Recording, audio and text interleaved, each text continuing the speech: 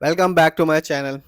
आज हम बात करने जा रहे हैं लिंडे इंडिया के बारे में। एक ऐसी कंपनी जिसका शेयर प्राइस कुछ साल पहले 30 रुपए का था और आज की डेट में आप देख सकते हैं यानी कि 13 जनवरी 2025 को इस कंपनी का शेयर प्राइस है 6184 रुपीज 35 पैसा। जिस भी शेयर होल्डर्स ने 30,000 रुपये लगाए होते आज की डेट में होते वो 62 लाख से ऊपर। आज की डेट में इस कंपनी ने अपने शेयर होल्डर्स को रिटर्न नहीं दिया, जबकि इस कंपनी के शेयर में बिकवाली देखी गई जो कि रही 3.93% की। ये कंपनी बनाती है इंडस्ट्रियल गैस को और कंपनी दो सेगमेंट में काम करती है। पहला गैस और रिलेटेड प्रोडक्ट्स के और दूसरा प्रोजेक्ट इंजीनियरिंग डिवीजन के। तो चलिए देखते हैं इस कंपनी के ओवरऑल रिटर्न को, फंडामेंटल को, शेयर होल्डिंग पैटर्न को और जानते हैं कि यदि हम अपना पैसा इस कंपनी में लगाएंगे तो ये कंपनी वैसे रिटर्न देगी जैसा कि अभी तक देती आई है। आप देख सकते हैं एक साल में यानी कि 24 जो अभी साल खत्म ही हुआ है, हर कोई जानता है कि market most of the time यानी अधिकतर समय डाउन था। फिर भी इस कंपनी ने अपने शेयर होल्डर्स को निराश नहीं किया और 11.49% का रिटर्न निकाल के दिया। यदि हम लॉन्ग टर्म को देखें यानी कि 3 साल को, तो इस कंपनी ने शानदार रिटर्न दिया और उन सभी शेयर होल्डर्स को विश्वास दिलाया कि लॉन्ग टर्म में ही एक अच्छा खासा रिटर्न देखने को मिलता है। कंपनी ने 141% का रिटर्न निकाल के दिया, यानी कि आज से ठीक 3 साल पहले इस कंपनी का शेयर प्राइस था 2586 रुपीज 80 पैसे का और आज की डेट में यानी कि 13 जनवरी 2025 को इस कंपनी का शेयर प्राइस है 6182 रुपीज 10 पैसे का। यदि हम बात करें 5 साल की, तो यहाँ इस कंपनी ने कमाल ही कर दिया। 800% के आसपास का रिटर्न निकाल के दिया अपने शेयर होल्डर्स को और सबको माला माल कर दिया। यानी कि 5 साल पहले इस कंपनी का शेयर प्राइस था 716 रुपये 20 पैसे का और आज की डेट में इस कंपनी का शेयर प्राइस है 6182 रुपीज 10 पैसे का। यदि हम ओवरऑल रिटर्न को देखें तो इस कंपनी ने उन सभी शेयर होल्डर्स को ये बताया कि शेयर मार्केट में लॉन्ग टर्म में ही अमीर बना जा सकता है। कंपनी ने ऑलमोस्ट 19,000% का रिटर्न निकाल के दिया, यानी कि इस कंपनी का शेयर प्राइस 2002 में ऑलमोस्ट 30 रुपीज के आसपास का था। तो जिस भी शेयर होल्डर्स ने इस कंपनी की 1000 क्वांटिटी खरीदी होती, यानी कि टोटल इन्वेस्टमेंट किया होता 30,000 का, आज की डेट में होता वो 62 लाख से ऊपर का। तो ये कंपनी बताती है धैर्य रखना यानी कि पेशेंस, लॉन्ग टर्म इन्वेस्टमेंट और शेयर की क्वांटिटी से ही आप शेयर मार्केट में अमीर बन सकते हैं। आगे जानते हैं इस कंपनी के 24 में हुए कुछ इवेंट्स के बारे में। कंपनी ने अपने शेयर होल्डर्स को 2 बार डिविडेंड दिया और डिविडेंड की डेट थी 5 अगस्त को और अमाउंट था इस डिविडेंड का कंपनी के द्वारा 4 रुपए और 8 रुपए, यानी कि 24 में इस कंपनी ने अपने शेयर होल्डर्स को 2 बार डिविडेंड दिया जिसका टोटल अमाउंट था 12 रुपए का और 12% का ही कंपनी ने अपने शेयर होल्डर्स को रिटर्न दिया। तो जिस भी शेयर होल्डर्स के पास इस कंपनी की एक अच्छी क्वांटिटी होती, यानी कि 2 लाख, 4 लाख, 5 लाख, वो डिविडेंड से ही अमीर हो जाता।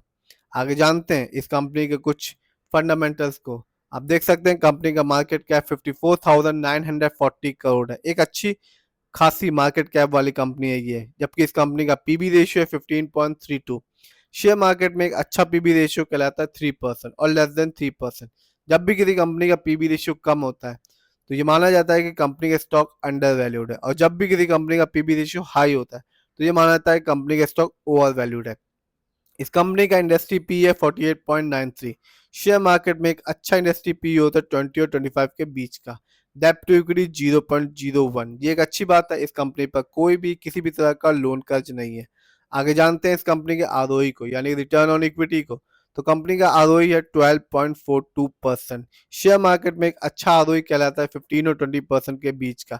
जब भी किसी कंपनी का आरओई पॉजिटिव और हाई होता है तो इंडिकेट करता है कि कंपनी हमारे पैसे को सही से सही जगह इस्तेमाल कर रही है, जिससे रिटर्न पाने की संभावना बढ़ जाती है। जबकि जिस भी कंपनी का आरओई नेगेटिव होता है या कम होता है तो इंडिकेट करता है कि कंपनी हमारे पैसे को सही जगह सही से इस्तेमाल नहीं कर रही है, जिसे फ्यूचर में रिटर्न पाने की संभावना कम हो जाती है।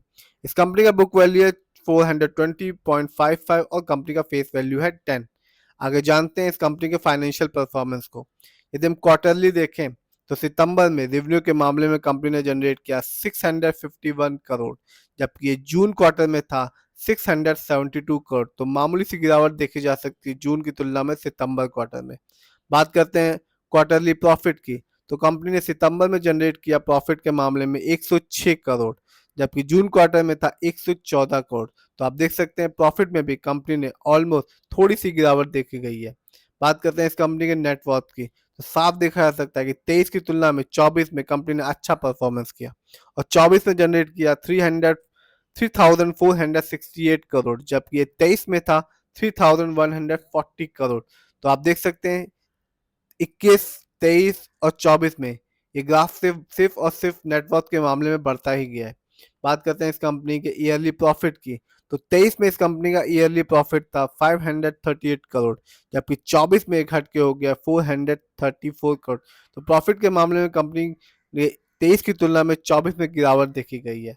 आगे जानते हैं इस कंपनी के रेवेन्यू की, तो यहाँ भी गिरावट साफ देखी गई है 23 की तुलना में 24 में। 23 में इस कंपनी का रेवेन्यू था 3,239 करोड़, जबकि ये 23-24 में घट के हो गया है 2,846 करोड़। तो फाइनेंशियल परफॉर्मेंस इस कंपनी का मिला जुला है। कंपनी का नेटवर्थ बढ़ चुका है, जबकि 23 की तुलना में 24 में कंपनी का प्रॉफिट थोड़ा कम हो चुका है और रेवेन्यू भी प्रॉफिट की तरह ही थोड़ा सा कम हो गया है 23 की तुलना में 24 में। आगे जानते हैं इस कंपनी के शेयर होल्डिंग पैटर्न को, तो प्रमोटर यानी कि इस कंपनी के ओनर्स और मालिक का पैसा इस कंपनी में सबसे ज्यादा लगा हुआ है, जो कि एक अच्छी बात है। 75% का पैसा प्रमोटर्स का लगा हुआ है इस कंपनी में, जबकि रिटेल से नजर यानी कि हम लोग का पैसा इस कंपनी में लगा हुआ है 15.70% का, जबकि म्यूचुअल फंड का पैसा इस कंपनी में लगा हुआ है 6.37% का। जब भी आप किसी कंपनी का शेयर होल्डिंग पैटर्न देखें और प्रमोटर की होल्डिंग रिटेल से नजर से हाई हो, तो ये इंडिकेट करता है शेयर मार्केट में कि वो एक अच्छी कंपनी है, क्योंकि कंपनी में मालिक या ओनर्स का पैसा ही सबसे ज्यादा लगा होता है। बात करते हैं बीएससी एनएससी इंडेक्स में इस साल इस कंपनी के हाईएस्ट शेयर प्राइस के बारे में। तो इस साल इस कंपनी का हाईएस्ट शेयर प्राइस गया 9,935 रुपीज, जबकि लो शेयर प्राइस रहा 5,325 रुपीज। ये कंपनी लिस्ट हुई थी एनएससी में 16 जून 1999 में, और आज की डेट में इस कंपनी का बाय क्वांटिटी हुआ 4,536 और सेल क्वांटिटी हुआ 7,152। जानते हैं इस कंपनी कुछ अच्छाइयों और कमियों के बारे में। तो कंपनी ऑलमोस्ट डेट फ्री है, पहले बता चुके हैं कंपनी पर कोई भी किसी भी तरह का लोन कर्ज नहीं है। इस कंपनी में एक गुड प्रॉफिट ग्रोथ परसेंटेज बना के रखा है लास्ट 5 ईयर्स में, जिसका परसेंटेज है 66.2 CAGR, और कंपनी ने एक healthy dividend pay out percentage बना के रखा है, जिसका परसेंटेज है 21.8% अपने शेयर होल्डर्स के साथ। यदि हम कुछ कमियों को देखें, तो कंपनी का स्टॉक इस trading at 15.3 time it's book value हो चुका है। तो ओवरऑल देखें, प्रमोटर होल्डिंग शानदार है इस कंपनी की। फाइनेंशियल परफॉर्मेंस में नेटवर्थ कंपनी का बढ़ चुका है 24 में, बस प्रॉफिट और रेवेन्यू में ही थोड़ी सी गिरावट देखी गई है 23 की तुलना में 24 में। फंडामेंटल में मार्केट कैप शानदार है, 54 करोड़ का है, कोई लोन कर्ज नहीं, आरओई भी इस कंपनी का शानदार है। इस समय इस कंपनी का शेयर प्राइस 6,165 रुपए का है, और इसने ओवरऑल रिटर्न के मामले में 19,000% का रिटर्न दिया। 5 साल में इस कंपनी ने ऑलमोस्ट 800% का रिटर्न निकाल के दिया। 3 साल में इस कंपनी ने 141% का रिटर्न निकाल के दिया, और 1 साल यानी कि 24 जो अभी खत्म ही हुआ है, कंपनी ने ऑलमोस्ट 12% का रिटर्न दिया और 12 रुपए का डिविडेंड भी दिया।